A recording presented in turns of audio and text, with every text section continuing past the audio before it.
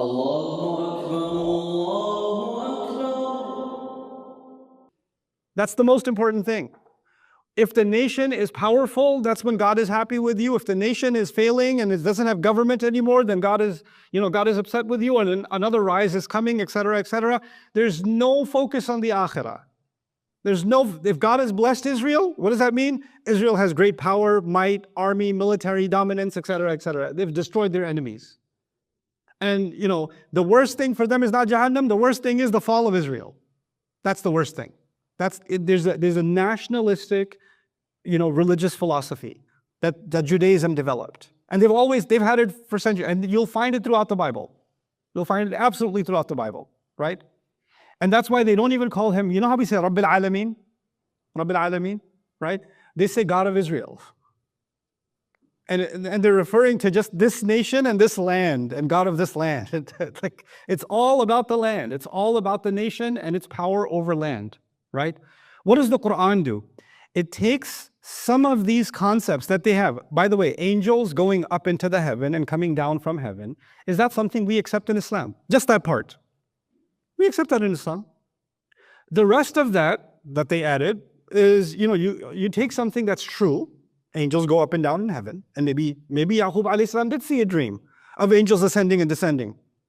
But then they interpret that dream with their political bias, their genealogical bias, and they add so much stuff to it that it becomes something else entirely, right?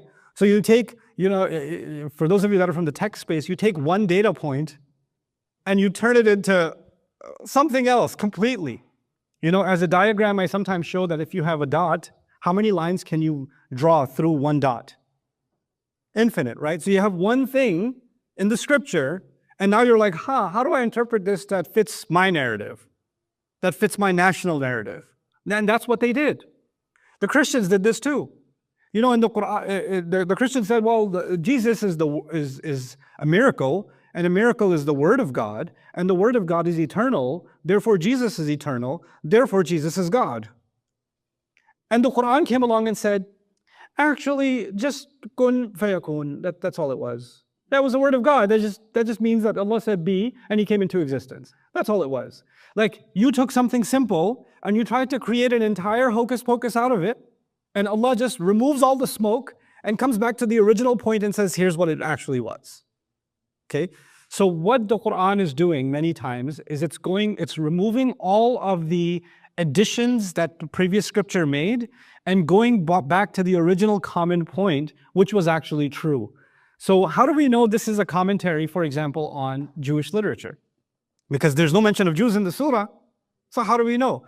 There are only two places in the Qur'an where Sabrun Jameel is mentioned, is this surah and, anybody know? Surah Yusuf. And who said Sabrun Jameel? Yaqub alayhi salam. When you're reading, Fasbir Sabran Jamila, your mind immediately goes where in the Qur'an? To Yaqub alayhi salam. And in the story of Jacob in the Bible, in the book of Genesis, you've got the story of Jacob's ladder. Jacob sees this dream, which is pretty significant for the Israelites because it has to do with the promised land.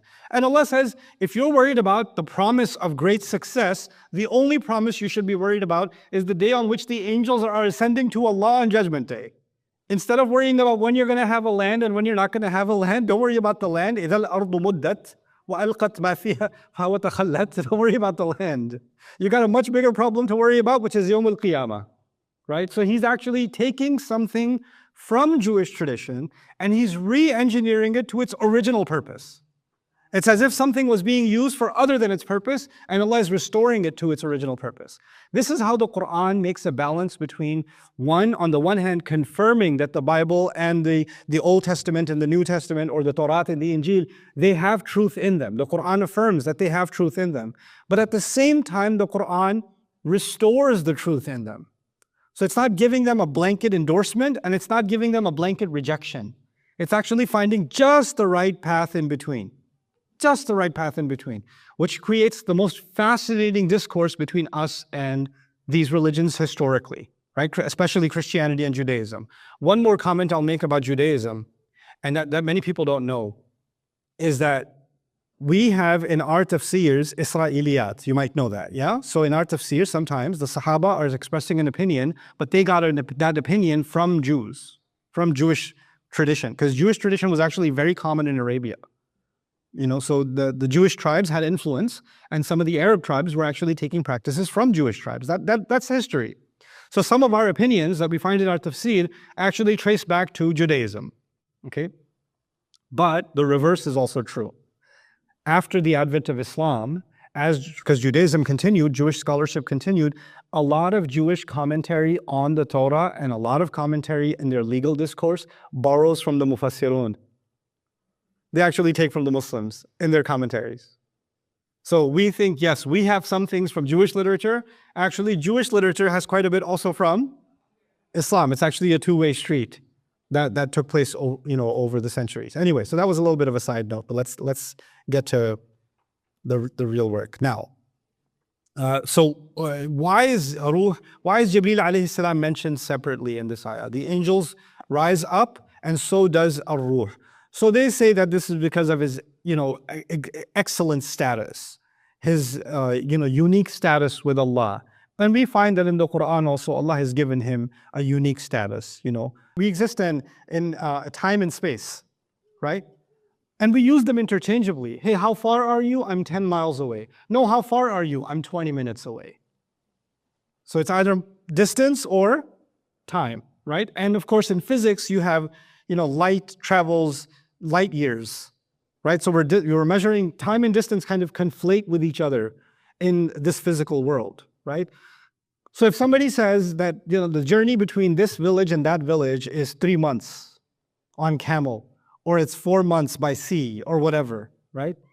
Now imagine the Arabs have to visualize a journey that's how long? 50,000 years.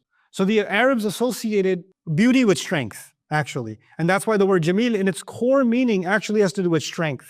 And from it comes beauty. Sabran Jamila. What does that mean? When you're going through difficulty, but you're going through difficulty with a smile, right? You're going through hardship, but it's not showing on your face.